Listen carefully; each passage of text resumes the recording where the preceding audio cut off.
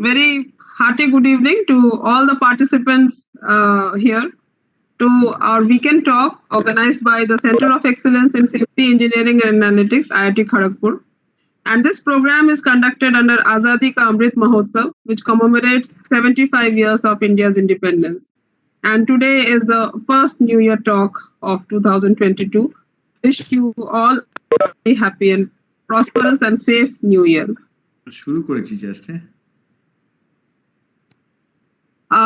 We start our program with this beautiful Sanskrit shloka, Asato ma sadgamaya, tamaso ma jyotirgamaya, mrityor ma amritam gamaya, which inspires us to lead from ignorance to the truth, from darkness to light, and from death to immortality. There is an announcement of online short-term certificate course on prevention through design by IIT Kharagpur to prevent accidents and injuries at workplace proactively. So the details of the course are mentioned in the slide. The course starts from 24th of Jan. So we welcome the dignitaries on the virtual dais. And today, ladies and gentlemen, we have with us our expert speaker, Dr. Theodore T. Allen, who is the Associate Professor in Industrial and Systems Engineering, Ohio State University. So Dr. Allen is the author of over 70 referred publications, focusing on the intersection and optimization and novel experimental planning methods, including for games, high-level data, and multiple fidelity optimization. These include 2 textbooks published by Springer Verlag, including a 3rd edition textbook on engineering statistics. Dr. Allen is a fellow of American Society for Quality. He has been awarded approximately 5 million pounds for the research. He is an area editor of computers and industrial engineering and a past associate editor of the Journal of Manufacturing Systems, and has been a reviewer and on the editorial board for numerous journals and organizations, including Operations Research, IISE Transactions, and Technometrics. Dr. Allen has developed novel methods and theory inspired by multiple impactful applications. And these include contributing to savings of likely over 200 million pounds for DHL, helping millions of people to vote more easily, shortening the response times at OSU's 4 hospitals, and shortening hospital discharge times. He is also the past president of Informed Social Media Analytics Section and the president and founder of the educational non-profit organization FactSpread. He is an expert in the field of experimental design, AI, machine learning, cybersecurity analytics, and operation research. So, and we have a very interesting topic today, industrial engineering and operations research, applications in cybersecurity and healthcare management. So with this, request our chairman CoE-SEA, Professor J. Maiti, to formally welcome our expert speaker. Thank you, Mom. Thank you, Professor Allen, for your kind acceptance of our invitation, as well as your time today and your fantastic topic, particularly that application of industrial engineering and operation research tools, techniques in cybersecurity and healthcare. As all of us know, that cybersecurity, as well as healthcare safety, these are very, very important aspects. And in today's and in the coming days also, it will govern this particular domain. And it is basically right time to understand the cybersecurity issues from speakers like Professor Allen. And I'm not introducing him further. Already Mom has said Professor Allen is from Ohio State University, and which is one of the world leading universities and having a lot of reputation across the world. And we all have very high rigor to Ohio State University. We are highly privileged also today, and at the same time we have very high rigor and as well as very high we are high admiration to Professor T. Allen, and I have gone through some of his work, and I can tell you that today the participants will be extremely benefited from his lecture talk.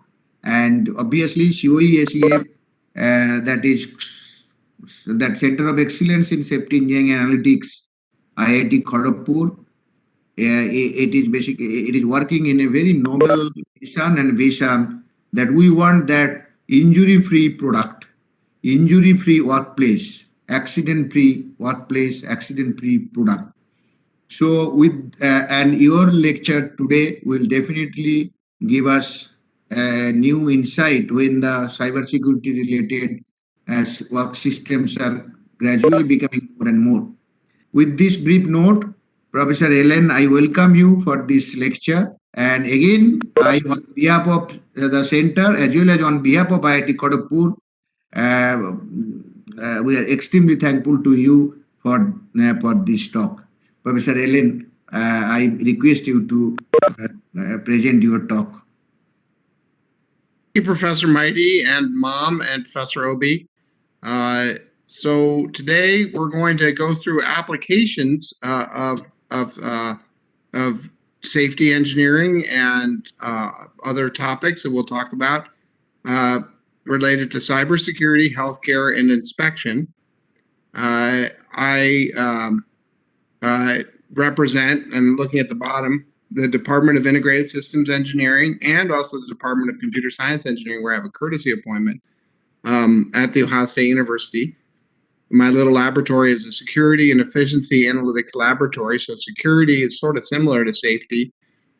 We, at our department, we have several grants literally about safety.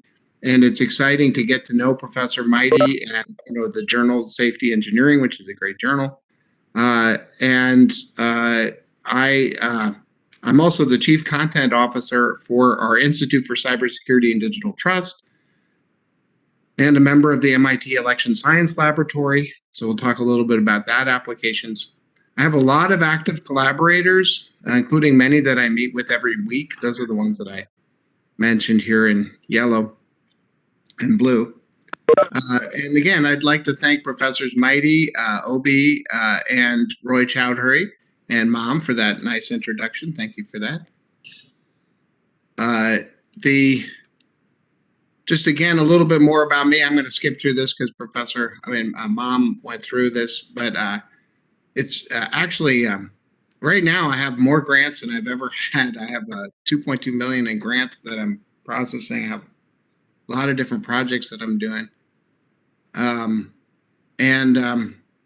Actually, our journal, Computers and Industrial Engineering, which is led by Mohammed Dasuki and is now being transferred to Yasser Dasuki, is really moved up to the number 4 Operations Research Journal, the number 3 Manufacturing Journal. And I'll skip through the thing and I'll just mention, most people haven't heard of optimal experimental design, which is sort of an area of statistics and optimization. But it arguably includes integer programming, simulation, stochastic optimization, statistics, machine learning. In a way, it's an old area, and a lot of people think it's mature. Can you hear me? स्वतःचं introduction किती कसं वेगळ्या Can everybody hear me well? Yeah, it's fine. Absolutely. We are able to hear you. One of the things that has happened in America, and I feel like it's probably already happened, because when I study what Professor Mighty's research lab does, we do a mix of theoretical and application. In America, we as a country, very much a lot of our emphasis was more theoretical, and I think there is I'm part of a transition towards a bigger mix of real world applications. And particularly the kind of work that I do or Professor Mighty do, we bring a bunch of tools, and then and optimal experimental design is kind of a giant toolbox. So you use optimization to plan experiments, then you gather data, then you fit models, and then you make decisions. So that's a lot of tools all there that can be applied. And when I was working at Ford before 25 years ago, before I started this job, I had some application successes of experimental design and optimization, and there was a gentleman there who told me good job. You just improved the snap tabs and the tongue and groove for the air handling HVAC system in the Ford cars. And nice job. But where are all your other projects? And that made me realize, where are your 18 other projects? Because he's like, well, I usually handle 20 projects at a time. And I think that has been inspirational in a way for me, because now I have all 20 projects. And it might seem overwhelming to people to think that way, but for people like us that bring tools, and we're not always the main person on each project, it's good to have a portfolio of projects. Alarms are a key part of safety in hospitals, and the discharge process in hospitals actually the reason why discharge takes as long as it does. When you're ready to go home from a hospital, has to do with safety. That we want you to go home and take the correct medicines and do the correct therapies and know what you need to know to hopefully not come back to the hospital very soon. So, and then when we talk about the current projects, I'm going to focus on cybersecurity maintenance. Cybersecurity, is a quality/safety problem to a great degree. I think that lens is a very helpful lens to focus on at least the types of cybersecurity problems that I'm involved in. And then pipeline inspection, that's a big focus for us. And then increasing vaccination rates. And I'll talk about the roles of information and we've had some real success already in getting Americans to become vaccinated. As you may know, a lot of Americans have a kind of an unfortunate attitude about vaccination that, as far as I can tell, Indian people don't seem to have, which is great. And so how do we overcome that? So those are the topics that I'm going to go through. I'm going to sort of skip through all the other ones. And the basic point is, for Americans, this is a transition that we're transitioning, and the idea of a safety, operations research, human factors, manufacturing, all these areas kind of blur together in my mind, and into a translational data analytics paradigm.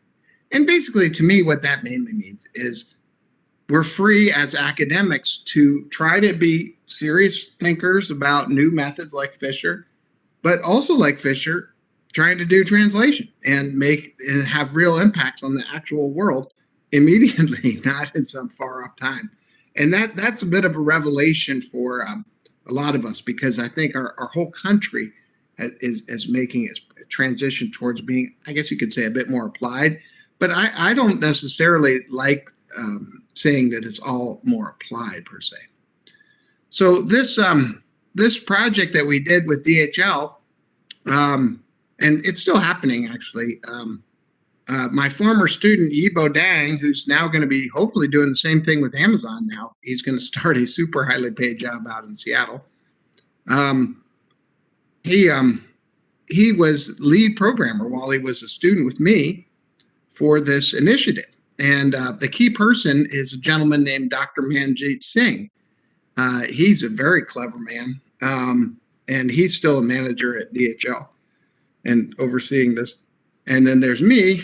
And then actually another key person was Manjeet's boss's boss, or maybe just Manjeet's boss, Adrian Kuman. He is a global head of operations, science, and analytics for DHL supply chain. And that's a key theme that I think Professor Mighty probably knows as well as me, or a lot of other people, that you need top support. That if you really want to get something implemented, you can have good ideas software that really works, but it doesn't go anywhere unless the organization is aligned. And I think that's part of what made this a success.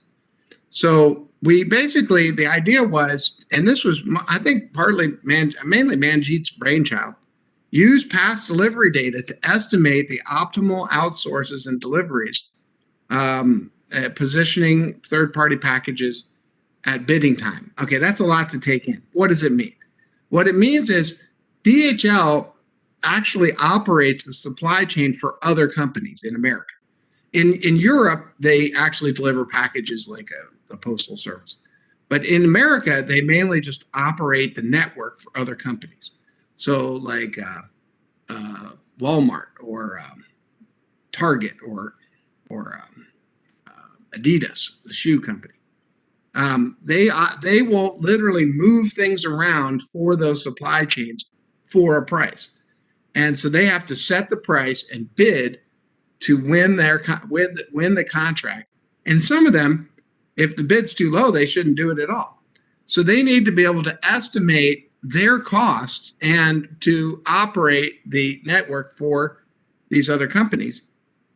And Manjeet's idea was, even though we're bidding on a week of work or 2 weeks of work in 2 weeks from now, we don't really know what the real demand is going to be because we don't actually have the contract yet for DHL. Since we operated that network before, we have a lot of guesses about what they're going to ask us to do. And so we cherry pick the old data and change it a little bit and then solve the problem as if we had it for real now. And before we were involved, they were doing this by hand, and it took a long time, and they didn't really get very good solutions. So by giving them this new software that we could use for other organizations,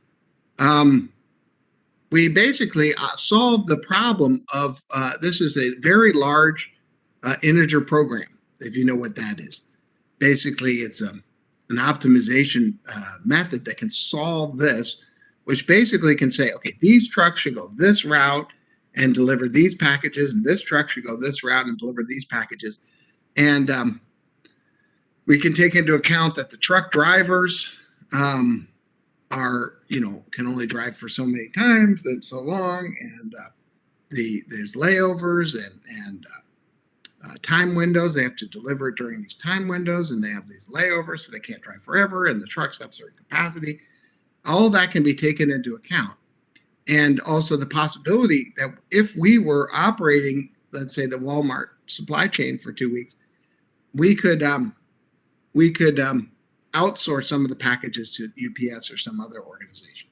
So that is actually a key part of saving the money, because some of the people just live really far away, and we don't really want to deliver their package. We want somebody else to do. So Manjeet's idea was guess the data, solve the integer program, and then and so I was helpful for making the solution better and faster.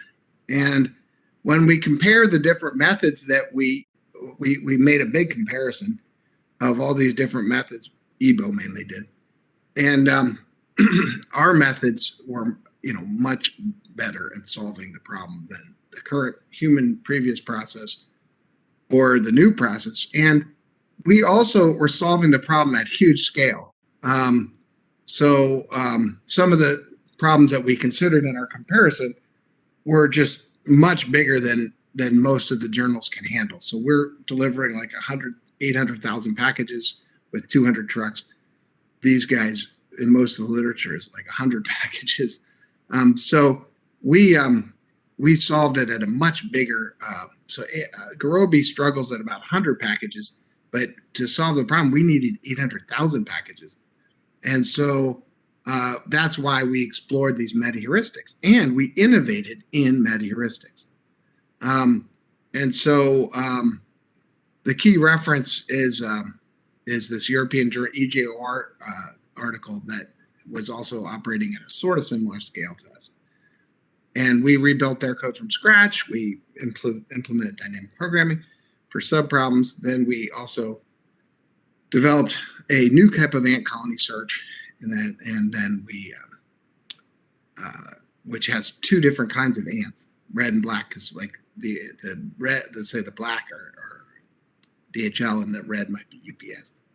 And then we implemented this, and at the beginning we only had saved $72 million, but now I think it's around. Well, they said we've already saved 160 million, but I would guess it's about 200 million. And most of that savings was for the customers, in the sense that they have fewer trucks that they have to pay for, and so it saves fuel and cost. So that was our biggest success. another big thing that we did, and I've worked a lot with election officials around the country, different projects, and we also are interested in how many voting machines do you need at different places. And I don't want to go into the details of this one too much, but how to determine minimal sets of voting so that everyone expects to wait less than the threshold. That's one of the problems that we have been looking at. And we invented some methods that we're trying to really make fast. We haven't really, we've done a bunch of real world applications with different counties, but we're trying to sort of release now the sort of ultimate software to do this. A key part is that most people don't know in America, particularly in Ohio and California and some other places, we have really long ballots. So people vote on 24 races plus maybe at sometimes 17 different issues.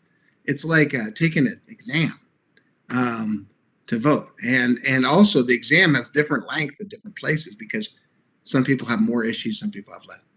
So that fewer. So those are some of the key challenges in this type of problem. I don't want to go through the details of this because I want to focus on the hospital alarm project. And so again, I'm only a small player in these different projects, and particularly this project.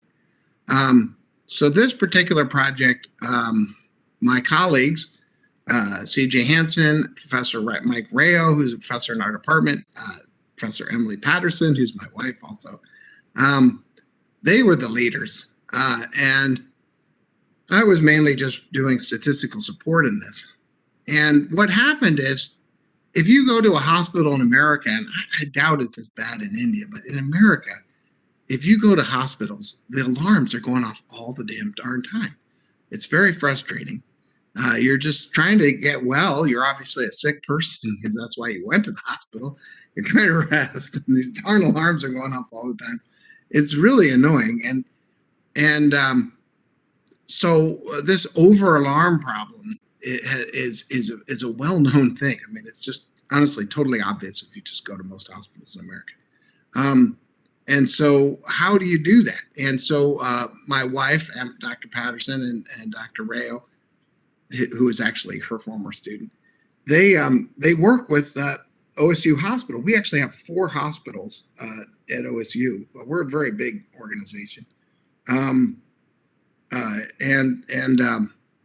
They talked to the administrators, and that one of our collaborators used to be in charge of the hospital system, and she's now in charge of the Canadian hospital system, which is kind of interesting. But anyway, that's Susan Moffett-Bruce. So they work with them, and then they said, okay, we're going to try different alarms. We're going to eliminate redundant alarms, and then we're going to implement new types of alarms. And they did this, and some of the metrics kind of got worse, and they thought that it was a failure. Honestly, I don't know if that's exactly what they thought, but they thought, oh damn, I guess the whole thing didn't work. And then so I got involved in trying to evaluate whether the whole thing had worked and what had worked. And I was suggesting of them that they should use this staged control chart thing, which comes up in Lean Six Sigma projects. We're going to talk about a Lean Six Sigma project next. Basically, I set up this system where you sample every 100th observation. So we ignored a lot of these. And these are the alarm response times in these charts. And so this is how long it took to respond to a code blue alarm. So code blue they're clearly the most important alarms. That's one when the person is dying, and if you don't do anything, they will die because their heart is stopped. So code blue, stop everything, go over there and save that person. And so this is a pretty important time that it takes. And so these are the different hospitals in these charts. These are the times it took to respond to every 100th customer, and then we averaged them. So we filtered because there was autocorrelation. I think it was every either 10th or 100th. And then we then averaged to create a subgroup, and then we charted it. And this is before and after the change. So with this staged control chart method, you can really see that the thing works. It worked pretty darn well. So in the pre-stage, the average, in this first hospital, was pretty high. It was around 60 seconds, but there were a lot of response times that were taking over 200 seconds for response, and that's actually an average, I think, of the subgroup. Whereas after the alarm system, all the averages are within 120 seconds, which is, I think, a critical time. If you don't respond that soon, people literally will die of oxygen to the brain. So, in other words, they didn't really understand that they had a big success.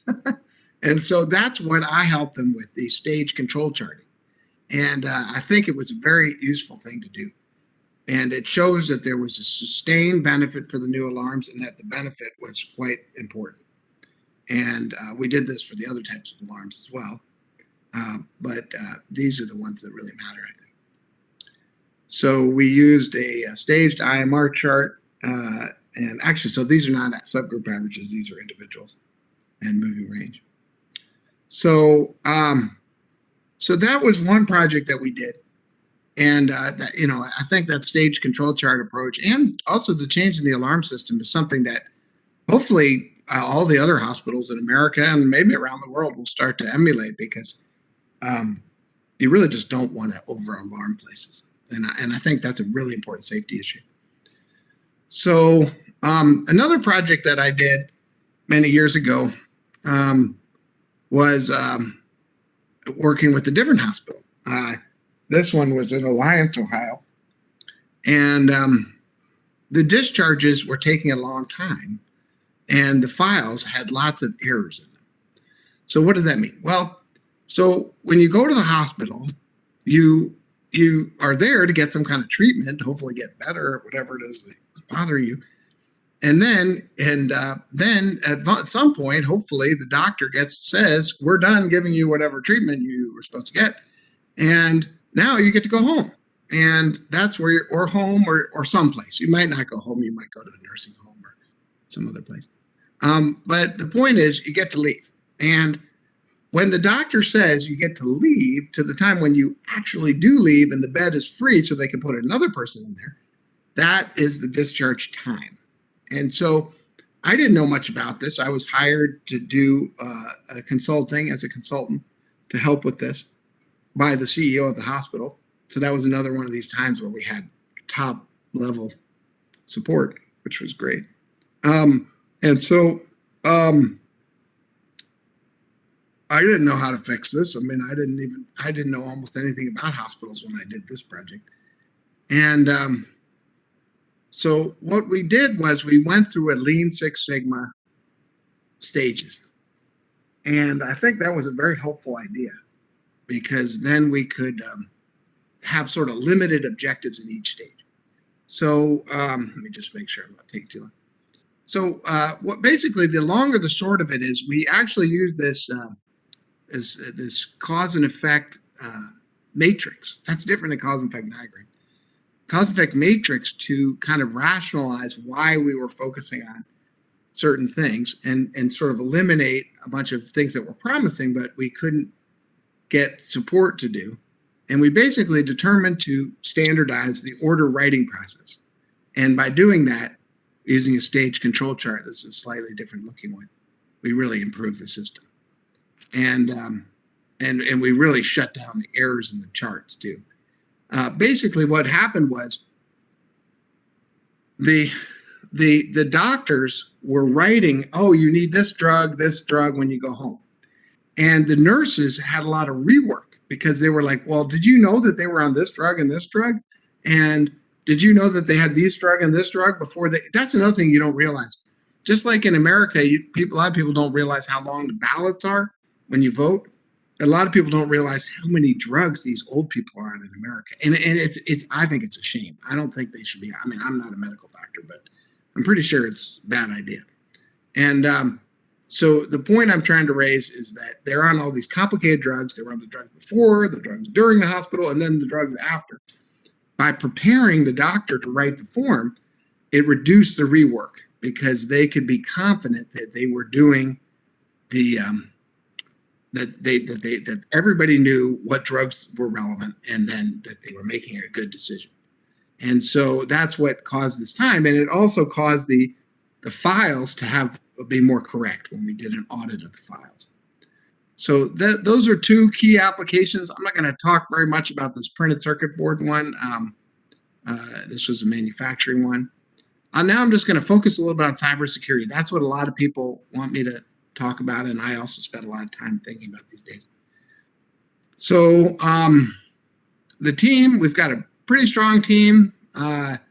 We have people working with us who are the CISO, Chief Information Security Officer for large organizations, Ohio Tech, the Ohio State University. We also have, and the basic problem in the past has been that there have been too many intrusions and too much cost. People come to Ohio State and they're trying to get an academic degree. They're not trying to pay for cybersecurity per se. I mean, nobody thinks that way. They're trying to get their degree, learn their stuff, enrich their lives. But cybersecurity is actually a significant part of the cost of tuition and also our research grants. The basic point, the proposed methods, we've done many things, but one of the key things that we think is valuable are identifying supercritical vulnerabilities. And what does that mean? Well, most people, a lot of you guys might not know what a vulnerability is, but if you can run a scan on your computer and on your phone and on your router and maybe even on your TV set, and it will tell you this phone has this thing called a vulnerability, which is kind of like a bug in the code that would allow people to attack. So some people say it's like a door that you can get into. It doesn't mean that somebody is in right now. That would be like having malware on the phone. You can do a malware scan and find that there's a virus on your phone. That means there's sort of an active breach or depending on the virus and the situation. But this is more like the opportunity for a thing like that. That if there were malware, it could exploit this vulnerability. So it's like a door that the malware or the human hacker could get through. So it's an important concept. And most of the vulnerabilities, right now, there's probably, I don't know how many, 10,000 active vulnerabilities that could be relevant. But the key point is, are there just a few of those vulnerabilities that you really need to worry about? And we call those supercriticals. And we're not the only people. There's some other names people have for things like this. But basically, we're trying to apply optimal tree models and partially observable Markov decision process to change inspection and maintenance policies. And we have a pretty good cited paper about this. It turns out that social media analytics is very helpful for finding the key vulnerabilities, because sometimes the attackers themselves are tweeting about what they're doing. And this application that we have, which affected people in America, but maybe not where you are, was called the Equifax Hack. Our system picked the vulnerability that was used 5 months before the hack. So our system could say, okay, don't worry about all these thousands of vulnerabilities, just worry about this one. And that was the one that was used in the hack. So it would have been plenty of time to download a patch and fix the problem. And they could have ignored all the other ones. And that would have been a good thing to do, because then they wouldn't have lost 143 million records. Or maybe they would have, but at least they wouldn't have lost it the way they did lose it. And so that's basically the question is, which vulnerabilities do you focus on and patch or remediate? And, if they're super critical and they're on outward facing servers like this one, you better patch that thing. That's pretty important. And, one of the things about Equifax Hack was that even cybersecurity professionals think it was the Equifax people were substandard, and they really kind of screwed. So how do we do this? Well, What we did is we made this system that pulls in all this data from all these different sources, because there's a lot of good data. There's Twitter data. There's data from the National Vulnerability Database, the Exploit Database, the Zero Day Database, the Semantic Attacks Report. We can slurp in all this data, and we can process it a bit and get it ready for predictions, merging things, dealing with all the different cases, and then we can make a classification model to predict in a certain time window for all the vulnerabilities that people are tweeting about, which are the ones that probably have exploits. And so we can predict. Later, for other vulnerabilities, everybody knows this vulnerability has an exploit. So in other words, you can have a door, but maybe nobody has a way to walk through the door. That's called an exploit. But if there's a hot vulnerability a lot of people are talking about, and there's an exploit available, a way to go through the door, a key, I guess you could say, then that's a pretty important thing. And that was the one I showed you for the Equifax Hack. Now, part of the challenge of doing this is handling all the different data availability cases, because sometimes for certain vulnerabilities in certain time windows, some Twitter data may not be available for it, or other kinds of things.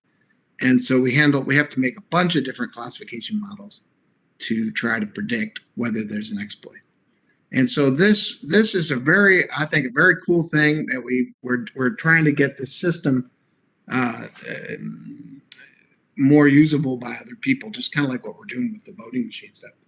And so we have had a grant, and we're hopefully going to get an extension this year. We scrape data, make features, handle cases, and then predict, okay, this is a supercritical vulnerability you really need to worry about. And honestly, the supercritical vulnerabilities that we say you should worry about, I think they should patch them at IIT Cragport too. They're a pretty important thing. You're probably also being hacked and exploited. Another key part of cybersecurity, besides which are the supercritical vulnerabilities, is this thing called out of sight, out of mind. And it means ignoring the vulnerabilities on the majority of hosts that are missing in scans. So, normally when we think of inspection, we think, okay, a person with a ruler or something goes to the place and measures it, and no problem. But in cybersecurity, when you try to measure a large number of computers, a lot of them are turned off when you try to measure them. And so a lot of people, because they're not like us, think, okay, it was turned off, I guess we don't have to worry about it. Wrong. Just because something was turned off and then it was sort of a zero in your scan for your time period, doesn't mean you should ignore it. So with an optimal scanning and maintenance policy, we could reduce costs by 2/3 or more. And honestly, I think more. So if you take supercritical vulnerabilities into account and you use an optimal maintenance policy on your computers, you can do many fewer vulnerability patches and have many fewer incidents. That's what our claim is. And so we did this modeling in this paper, and for different cases and types of operating systems and whether you have critical data on them or not. And basically, we can really cut the costs.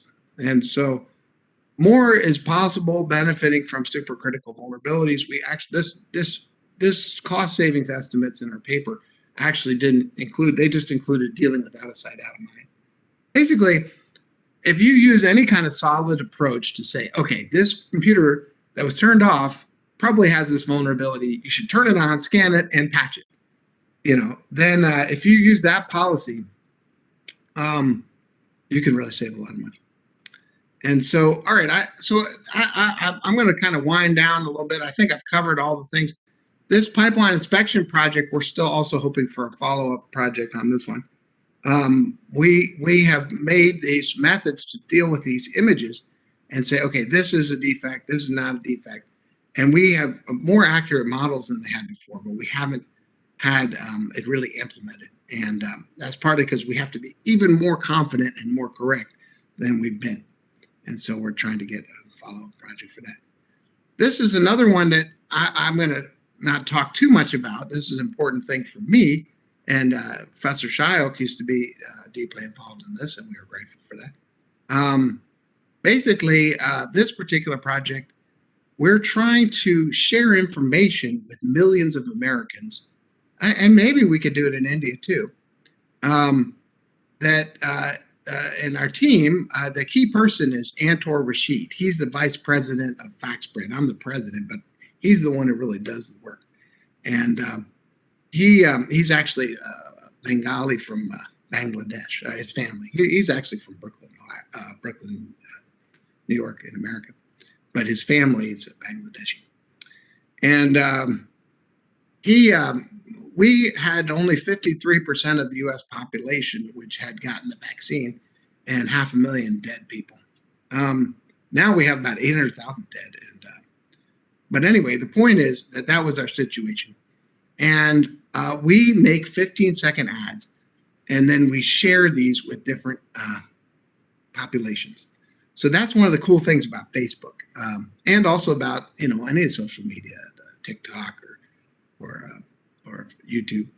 You can pretty much take an ad and just project it anywhere in the world, pretty much. I mean, not anywhere, because obviously China has a great firewall, but almost anywhere in the world, and share information with people. And obviously that's been a big problem with misinformation. But what about trying to share not misinformation, good information? So our approach is to try to share good information. And so we make these ads, and then we can use experimental design to plan, okay, these groups get these ads, these groups get different ads. We can use randomization to sort of have control groups and different kinds of things. And we've reached about 5 million people in the worst counties. Actually, we haven't reached 5 million people. We targeted 5 million people.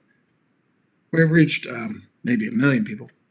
And then see if it has an effect on the vaccination rates. And then we're iterating. We're still doing this. First, we also do surveys to see. So you can also, in the target populations, you can force, because you can pay people to answer your survey and watch your ads. And then you can get their data back. So that's one thing you can do. So there's a bunch of tools. You can project things with surveys where you force people in the areas to watch things and pay them. And then you can also just hit millions of them with just regular ads.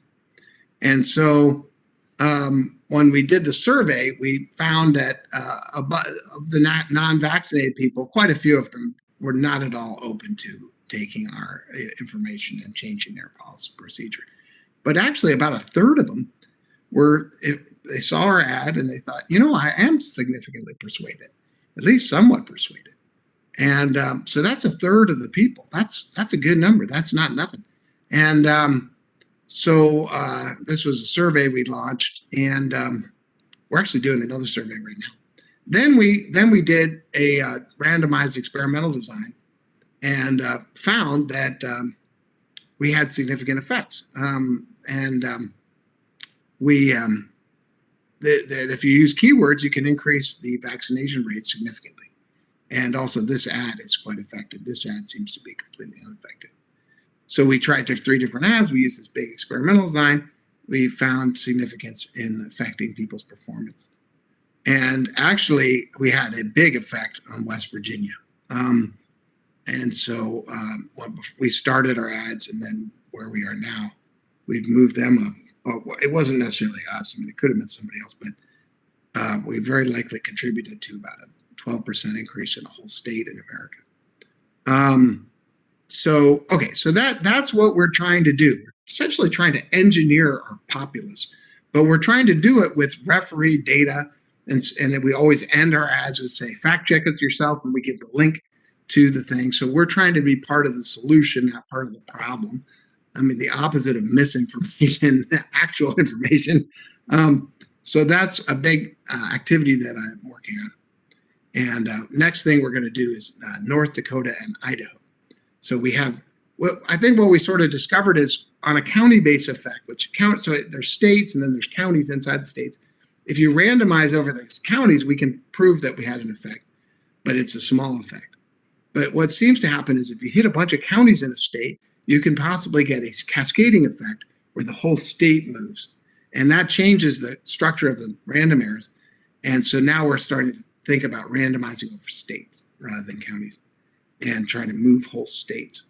And so that's what we're working on. So another big thing that we've been doing is scheduling.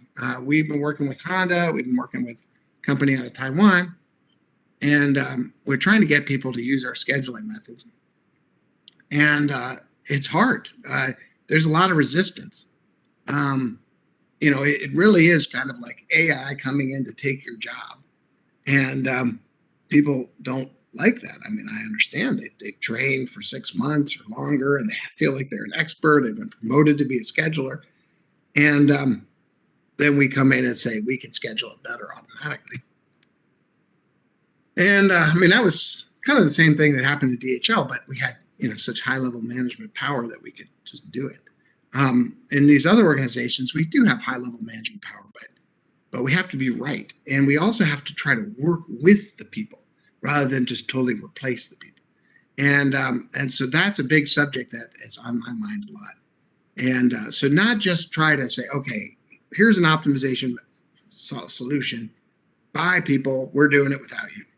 How do we work with the people? And so that's a big topic. And we're interviewing the human schedulers. We're trying to reproduce their meta heuristics and their heuristics and how they do things, and then formulate sub problems. And so that's one of the things we're doing.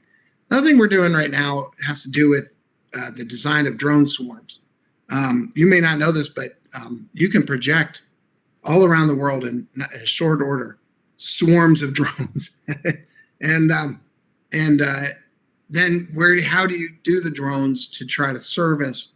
You could do it in a militaristic way where you're trying to hurt the people, but you can also do it in a way where you're trying to help them communicate or help them with other objectives. And so we are working on how to do optimal drone swarms design. And so we're working with a company called Infinity Labs and the Air Force. And so these are some work that we're using, building upon, including some of our own work. All right, well, I'm done. I'm almost done. Basically, we talked about conclusions. The conclusions I wanted to make was, safety, OR, manufacturing, from our experience, they all kind of can feed together in this new, more applied translational data analytics paradigm. And, when we put it together from sort of what I've learned from 25 years of doing this, we can solve problems, if we're trying to solve problems at scale and we have to do it quickly, like for DHL, 500,000, 800,000 packages, not 100 packages. We have to be able to do it big. And, in America, there's still to this day, there's a lot of meta-heuristic snobbery, like, genetic algorithms, ant colony. And we should be doing things with integer programming and branch and cut, because that's more macho. But that's just unwise. And rigorous methods are still helpful. That you say, I want to apply an ant colony. That doesn't mean you solve the problem. There's a lot of details in how you apply it, and rigorous methods are helpful for the sub problems. And so, voting machine allocation involves millions of people voting. We have to simulate it, and in that case, there's a very litigious environment. So, again, that's a case where rigorous methods are really critical. Now, one of the big things that we encounter, at least in the domains that we've been working on, is that there are terrible heuristics that are currently in widespread use. This is a kind of human problem that we have. Like, for example, in voting systems, people use proportional allocation. If you got more people, you should get more machines. That's intuitive, but it winds up discriminating against minorities who have longer ballots, because a lot of times the minorities live in cities. The cities might have extra initiatives they want to vote on, so they have more to vote on. And so you wind up having longer waiting lines in the cities where minorities live. And so that's a bad heuristic. I mean, it doesn't make any sense. Like at Honda or Ford or someplace where you're manufacturing, if a job takes longer to do, you put more resources to try to get it done. You don't think, I have to be fair between the different product lines. No, that's not making sense. So that's a terrible heuristic. Another terrible heuristic that we encountered is the out of sight, out of mind heuristic. That basically, if you're trying to scan a bunch of computers and some of them are turned off, I guess we don't have to worry about them. No. you do have to worry about them. They are important, and you can do it. So basically, our approach in the translational data paradigm is, and I guess you could just say problem-driven research in general, is try to do the best with the existing techniques and then listen to the real-world problems and think, okay, what are the actual things that are really needed? Where do we need new math for real? Not just because we love doing new math, we do, but because it actually is needed. And one of the things that we've been working on for the Rosen people, and hopefully we can bring it to a lot of other people, are that pure leaf trees.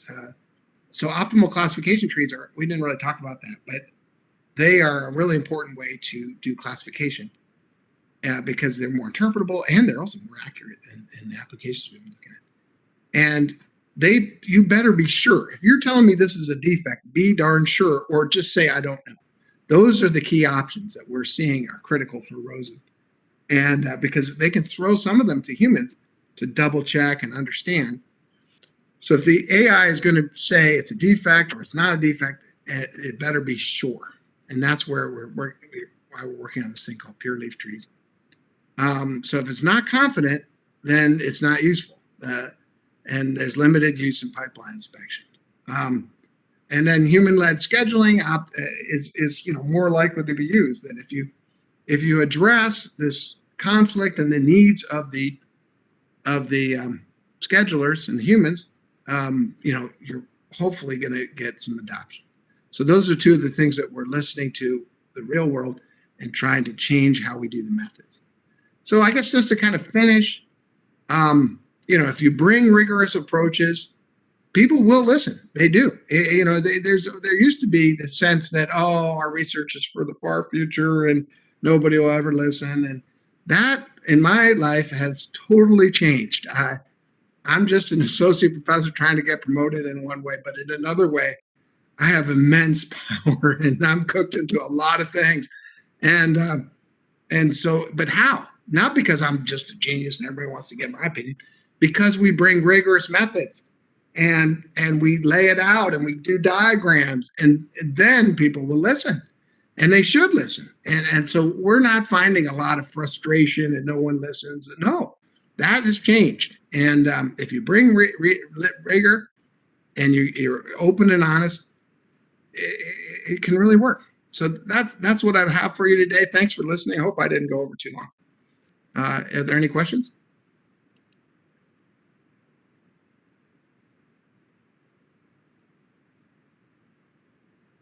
Yeah, Mom. Thank you, sir, for this wonderful lecture. I think many questions are popping in the chat box, and I think I will request Ashish to take over the Q&A. Yes, ma'am. Thank you. Thank you, sir, for this wonderful talk. We have some questions in the chat box. I'll take one by one. So the first question is, what methods were used to identify the causes of instances where hospital discharge times crossed control limits? Yes, sir. Yeah, no, I'll answer it. So what happened was what we did is we went into the files, because at that time they didn't have electronic medical records like they do now. So we had to go one by one into the files, and we got the data out. We got when different events happened, like when the nurse wrote, "Hey, there's a discharge order," and then when the bed was free was also in the file. So we manually got all that data out, and then we did different control charts on it. We first started with an X-bar and R chart, I think, and then we wound up doing an IMR chart.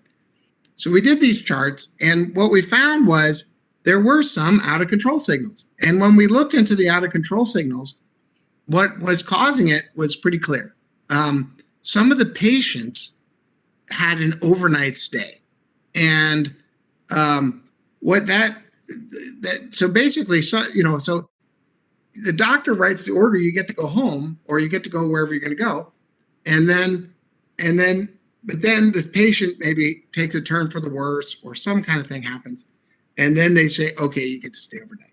Now, if you stay overnight, then you've got, 10 hours, 8 hours of sleep that totally inflates the time and totally changes that subgroup. And so what we did was we decided to take those out, and because we didn't want to create an incentive for the hospital to just throw people on the street when they didn't, when they shouldn't be on the street. And so we just decided to take those out. So that was the only out of control signals that we were able to find on those charts. Yes, sir. Thank you. Our next query is, can we use any kind of haptic alarm systems instead of sound alarms to reduce noise pollution? Yes, I agree. And there's the alarm problem is actually pretty complicated because some of the alarms are just bedside and the patient and everybody else hears them. Some of the alarms are just to the nurses, to certain nurses. So it's a very complicated problem. And yes, you can totally. So at the OSU hospital, I think they still have this cell phone system that's run by the hospital, by the way, which has a bunch of cybersecurity issues potentially. And you can make those vibrate. You can make them alarm. You can make them vibrate. So you have a lot of choices on how to do that.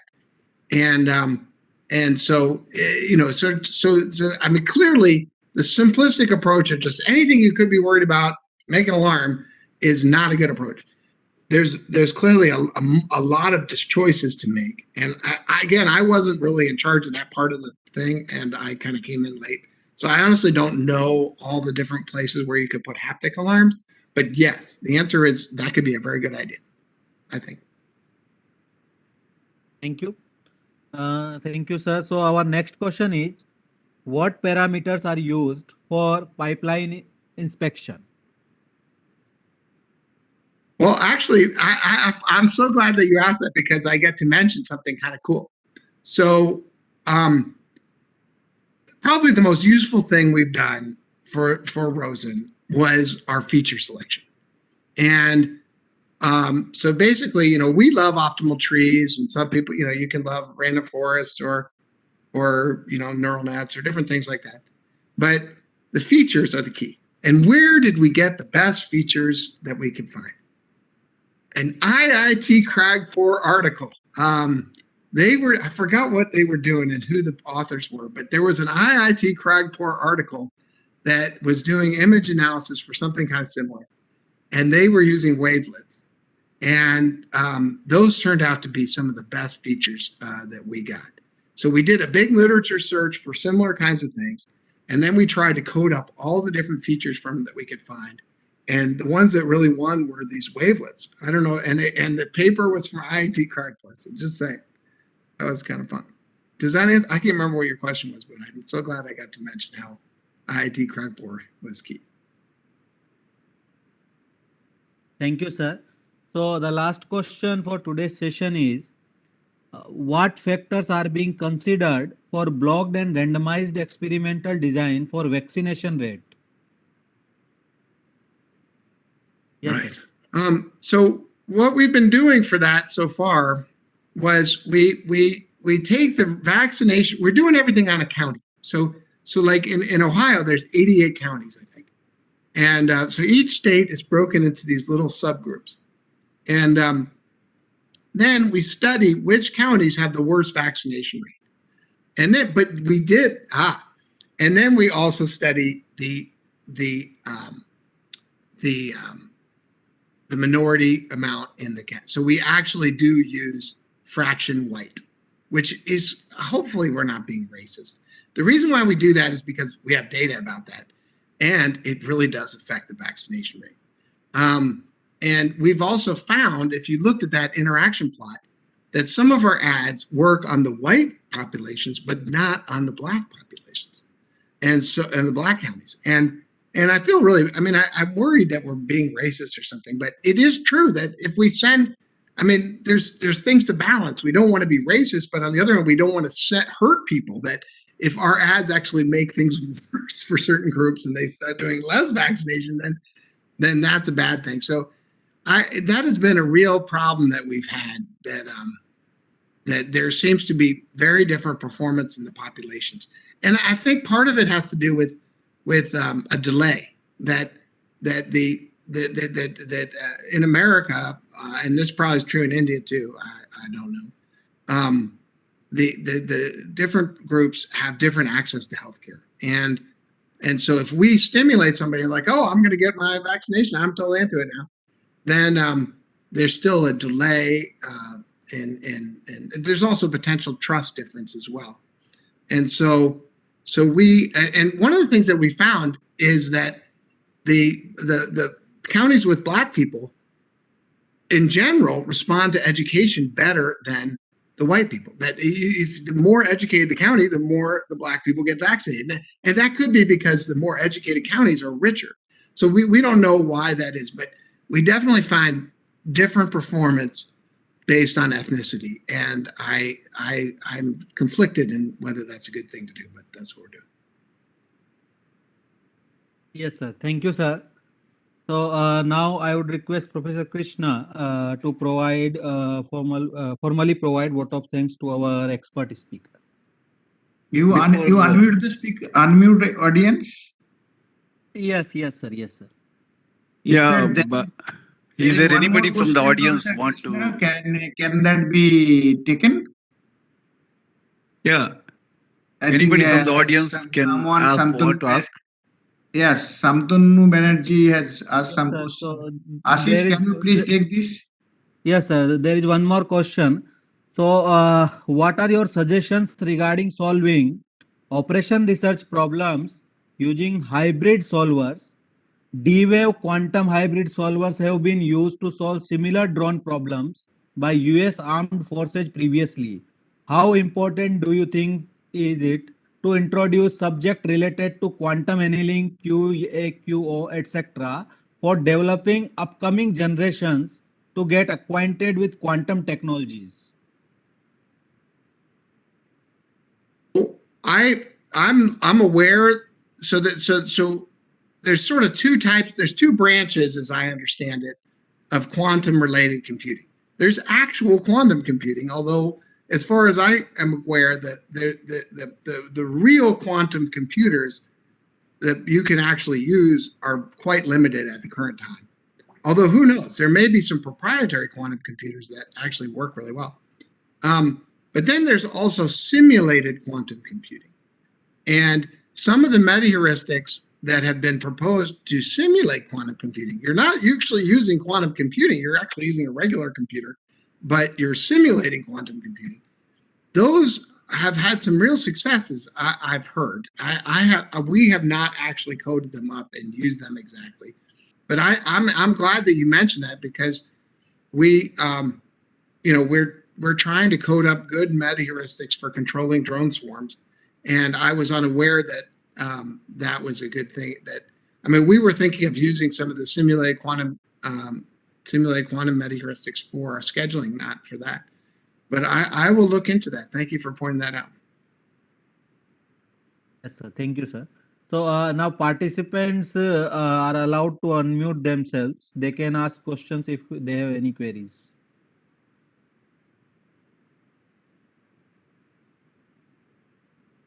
Anybody from the participants? Yeah, Professor Mighty, you want to ask any question? No. Okay. I think Professor Sayok is there. Anything from Professor Sayok? No, not particularly, but Dr. Allen, thanks a lot for the talk. So yeah, I'm glad that we could organize this thing, and hopefully we will see some more of such kind of lectures from your side in future. Okay. I'm thank interested in your lectures as well. I'll attend your lectures. I attended that asset management and I enjoyed it. So thanks for that. And thanks for staying up so late, everybody. I don't know. It's okay. nothing. It's just 9 p.m. Okay.